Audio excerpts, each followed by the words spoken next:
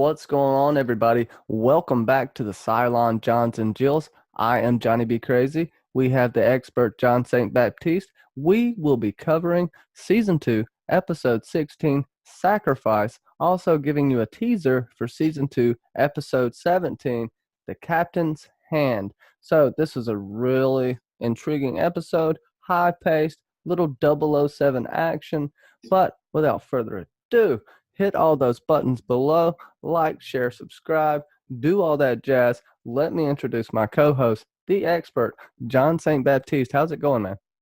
I'm doing all right, Johnny. Thanks for asking. Yeah, I'm excited to talk about this episode because, it's an episode that the fan base and especially the critics were really torn about. There were people who really liked it and people who thought it was very poor. I happen Sounds to familiar. do it. Sounds familiar to an episode in another series. Yeah, it could be true. Um, I was in the first camp. I really liked this episode a lot. I thought it was a very strong episode. Also, I think it's really cool how with season 2.5, which we've been into since episode 11, they've been doing these standalone episodes and working with some different genres and stuff like that. I mean, we talked about it on Friday night, but I think it's kind of cool that it's not just always this fast-paced, one thing after another, straight, direct storytelling about one situation. So yeah, I liked it quite well. And I thought it was pretty good. A little tropey, but that's not always bad when you stick to the classics, right? There's a reason it's called the classics. And I think this was a classic episode, to your point. Abenel, the distressed woman, wife of someone who basically fell at the hands of a Cylon, depending on how you want to look at it. Basically, Boomer was at fault here, or the Cylons in general. At least that's how she sees it. Do we have any empathy for her, or if so, how much, John? I do. Um, I'm going to give some caveats in a little bit, but I do have empathy for her. You hit a point where something happens, and you got to remember these are the people on the edge of extinction. They've already been dealing with this extinction situation, and now she loses her husband, and things push people over the edge. There are certain things that do. Her methods, I have some issues with, but we'll talk about that in just a second. How do you feel about her character? She's desperate. I can't say I necessarily agree with everything she's doing, but I definitely understand. She's driven to a point of grief to where she's not thinking correctly, and she portrays that so well on screen here. Uh, Everybody's sad that she only lasted a week. Great actress, cannot remember her name, but I think Clarissa. Let me look it up because Clarissa was gushing about her the other day. She was, but she's really good. The emotional portrayal, it's hard to cry on screen. Just because you pull tears out doesn't make it a good cry, in my opinion. I've seen people not cry without tears that have actually made good emotional impacts, and it's an art form, and I think we see it here. The desperation, the untrained civilian doing something that's out of their comfort zone, and she looks out of her comfort zone the whole time. So, you know me, I like to rant, but long story short, I do empathize for her. Right. I don't know how much I sympathize. Fair enough. Kind of dug her own grave with this, but she could have went about it more politically. But like I said, she's not thinking clearly in my point of view. Yeah, people hit a point of tragedy where they aren't thinking rationally, But Dana Delaney is the actress's name. We'll get yelled at by Clarissa for not remembering that. Oh, no, she's going to throw stuff at us all the way from England. By the way, Love you. Carissa, hello overseas. Hello in the future. Hope it's doing well over there. I hope you're having a fantastic time. And just a shout out to all the Jills, Julianne89, Bobby Catalano, Amy, the Morrigan True, and definitely Clarissa Thompson, Mackenzie L. Burns, aka Sasa. Come on, we couldn't do this without you. You make this channel, so I just want you to know that. Y'all are fracking brilliant. John, you want to ease into this terrorism plot? Oh, I was just gonna say, speaking of the rest of the panel, like they're hitting some nails really close to the head here. Better than I did when I first watched this show. So To be fair, me and you are simpletons, John. if you're wondering, exactly. Girls are smarter than boys. We're taught that in school, right? Oh, and go ahead and get our plugs out of the way. This is my Battlestar journal that Bobby Catalano made for me. She handmade stuff, handmade by Bobby. Buy Bobby stuff. It's awesome. I'm gonna hit her up to make me about 12 more of these, but that's what I take all my notes in. And also, Starbucks, please send us money. Of course. We say your name 40 times a week. The least you can do is send us free coffee. I'm tired of your bullshit, Starbucks.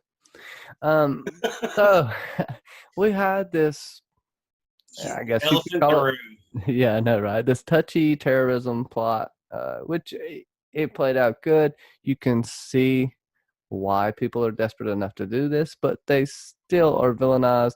You still feel like you want to punch them in the face, especially the one dude who's just walking around all badass, like he thinks his shit don't stink. But Apollo, they were all kind of walking around like that. Apollo puts one in his place and gives him a swirly, so that was nice. True. Other than that, I do think it was a little bit hard to feel for the rest of the terrorists, but Abagnale, I felt for. I felt, if I had any criticism here, is that they felt almost dehumanized. Her cronies, just to me. Even the dude talking about his brother, it didn't seem organic, if that makes sense. Yeah, they were kind of red shirty, they were kind of red shirty. I agree, but the one cat lost her brother. I think another person lost his, I don't know, like his dog or something like that. I can't remember. They all lost someone, so Yeah, it's relatable. but it for me, I think they, in this episode, they really portrayed, not necessarily sympathetically, but why people take up that sort of lifestyle and decision. Because you got to remember, like, I come from a culture where, it was a bad idea to be an American Catholic tourist when I was a kid over in Ireland. Um, and a lot of it's vendetta wars. I mean, and that's what you see here is vendetta wars. I mean, a lot of the stuff, you have the extremist type of terrorism, but you also have the emotionally and they cross lines and they meld together, and a lot of times it's both. But I wouldn't say I felt sympathy for them, and I certainly don't feel sympathy for the way they went about doing things, especially because these are all like innocent people sitting in a bar trying to enjoy themselves. Mm-hmm. They're no better than the Cylons that they hate at this moment. But it also lets you know that, and I mean, in general, 90% of all evil starts out with good intentions. Oh, You have your rare psychos that are just the brain chemistry's fucked up and they're killing cats and shit from babies when they're kids. Hashtag Joffrey. But other than that, you have hashtag they deserved it. most evil is cultivated from good intentions, and then it is bombarded by pain, horror, tragedy, and self-doubt, self, and just fear. Fear is the main drive for evil, in my opinion. But that we're not supposed to get too philosophical here. That's another Well, story. hey, another science fiction franchise. Fear leads to anger, anger leads to hate, hate leads to suffering. Yeah, we hate what we don't understand. Oh man, we're getting good here. Boom, boom. Yeah. I don't People even are know if gonna that start called thinking for a we're rim getting shot. all smart and shit. Yeah, I don't know what happened. Well, you at least, probably not me. I hit my head earlier, so I think I'm having a phenomenon. I got hit with a meteor like John Travolta in that movie. So I'm gonna do We'll a call bunch you of the math. John Mower, man. I know there's Johns everywhere. Damn, Johns are gonna take over the world. That's all Johns are Cylons. Anyways, we touched on the terrorism a little bit, and it was nice and light and fluffy. I hope you enjoyed it. Ooh, love triangle time, right? You got Starbuck, more coffee, and you have G and Apollo, who, well, this is just a sticky situation, metaphorically and literally. John. Saw what you did there. Yeah, so you're wondering, like, Starbuck and Lee had their moment in the last episode. And on the one note, when that happened and Lee was getting all like talking emotional, she's like, I just wanted to go frack, But on the other hand, at the end of this episode, when Lee's been shot and Dee's sitting there with him in the hospital, Starbuck like looks in and it looks like she actually is kind of like, oh, hey, maybe I fucked stuff up. But on the same note, they showed in the last episode, like Starbuck just keeps thinking about Anders over and over and over again.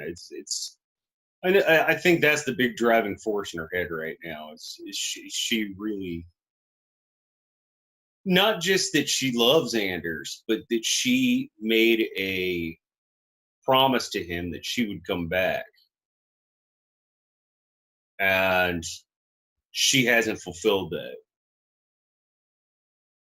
As unconventional as Starbucks is about so many things, she does believe very strongly in fulfilling what she says she's going to do. Yeah. My visuals are fucking up, by the way, so I'll throw them in later. I can't get it to work right. No, that's a good point, and she, it's kind of funny. She shoots Apollo, Of course, that's gonna Yep. make her love him more, right? I shot you, almost killed you. Love. Puts in perspective how much I feel for you, type thing. Then you got D, who's already feeling that way, right? So this is gonna be a cat fight galore.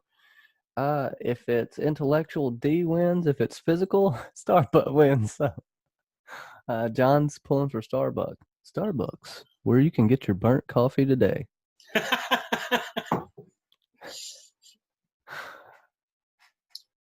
Anything you want to throw at him really quick?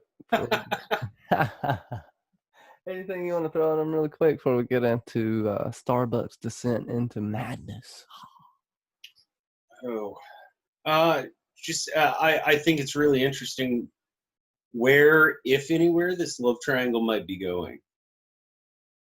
And I think the showrunners have been pointing out the Anders thing over and over and over again. So I'm wondering if there is going to be, like the ladies were talking about the other night. I wonder if there is going to be some sort of callback to that. I'm not wondering, I know, but I couldn't tell you. I'm trying to think from my initial perspective watching this show. But, Starbucks has her own problems. Some real issues that we've seen in these past couple of episodes. And it's, we've seen them throughout the series. But at this point, this is a lot going on. This is going to add to the guilt plate I mean, she just shot Apollo. She fracked up everything with that mission. This is, she's not used to doing this. She also feels like she failed on the Scar mission, which I would argue she didn't. But she would say she completely failed because she didn't kill Scar. She is not as good as Cat anymore. But come on, you win some, you lose some. And I know she's been the top dog for so long, but I would argue she would have did it if she had not been doing her extracurricular activities. And I'll let you get a little bit more into that. Yeah, I mean, Starbucks drinking aware pain, and they make that really obvious in the episode before this. And in fact, it's pretty intense when Kat straight up says, one tie on the ship's enough. Like that's whoa, hey. But on top, I think even outside of how her choices of what to do during her rec time affecting her, I think it's also just she's just really feeling a lot more hopeless. She's feeling far less I don't want to say cocky, far less self-secure with just all the things she's going through. It's like one thing after another after another. Also, I think one of the things the show does really well is show where eventually even the best, biggest hot dog, awesome, badass pilot can hit a point of battle fatigue. Can just hit a point where they're like, what's the fucking point? Yeah, she doesn't even know what she's fighting for, right? She's just fighting. And maybe now she has a little bit more, and maybe she's fighting for Anders. She's seeming, but when more's on the plate, it's seemingly harder on her. Ugh. It's like as an athlete comparison. If you overthink stuff and think about stuff too much, you're not going to perform well. It needs to come down to muscle memory. You don't need to think about it. The only time you should think about it is when you're practicing. And if you're thinking while in the middle of the game, you're losing because you're taking crucial fractions of a second away from your decision making by having to stop and think. So I think that's a big thing. I'd like to segue into to my teaser with the coming off of the love triangle and Starbuck, because I think this will really frack up the Jills. So this is my teaser for next week, and I'll let John give a PSA in his teaser afterwards. Apollo is the beast lover ever. I love that teaser. That is a good one. I think mine would be, oh, baby, don't leave me this way.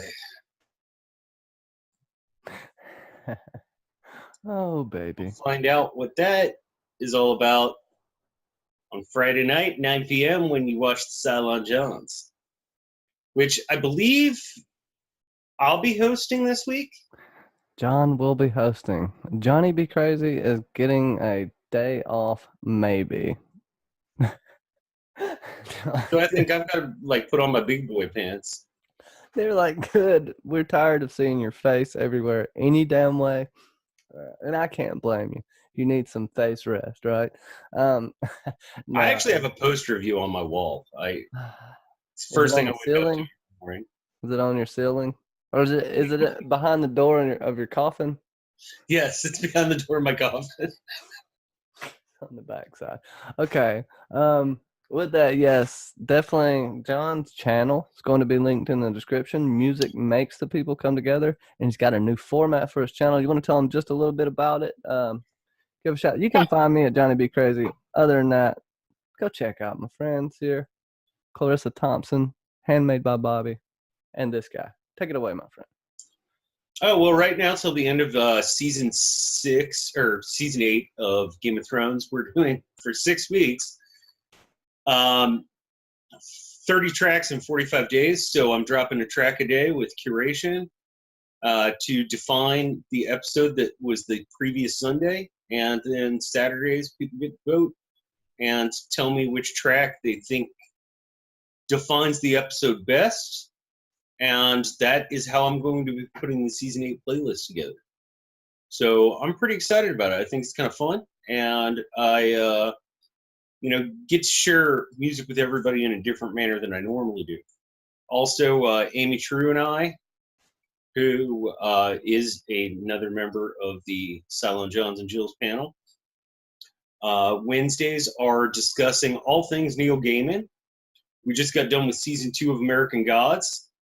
Good Omens is coming up soon, so we're in the meantime taking a little break, but for the next few weeks we're going to cover some of his short stories. And so I'm excited about that, especially since this will be the first time she's ever read most of them.